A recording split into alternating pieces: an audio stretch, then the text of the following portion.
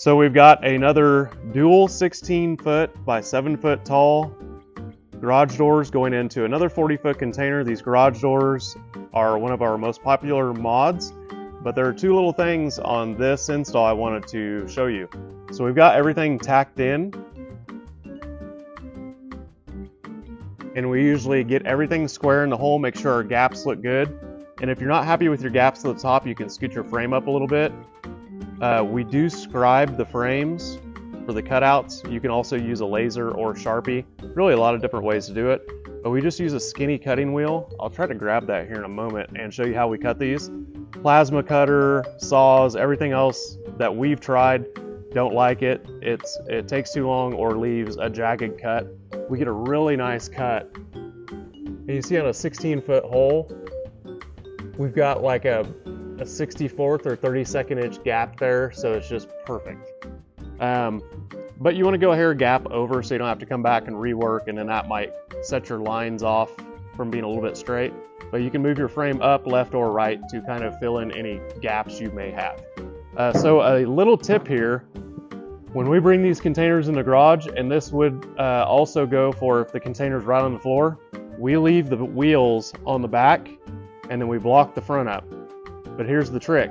If you're gonna cut any bigger hole than 3 or 4 feet, these containers are gonna start dropping.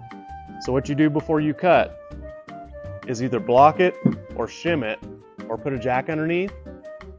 So once you cut these holes out, it doesn't move.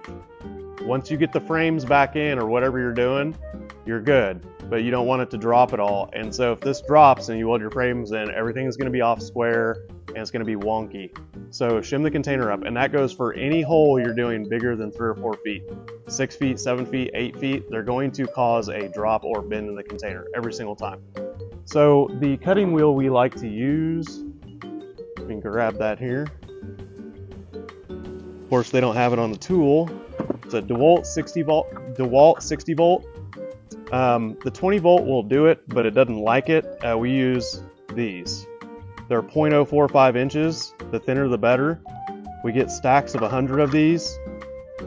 So I would say 1 or 2 of these blades will cut out both of these holes, maybe 3 blades. So, you know, $1 or $2 in consumables. There's just no other way to do it. Speed, efficiency, anything like that. So here's our pieces that have come out.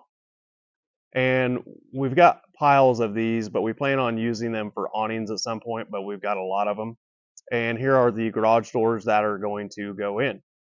So as we come along on this one, I will also video when it gets done, but I wanted to share with you to make sure and block these up if you're cutting holes, or if the container's all the way on the ground, you still have a little gap underneath that you need to put about a 1/2 inch plate underneath the center. So thanks for watching, and visit our YouTube for more videos.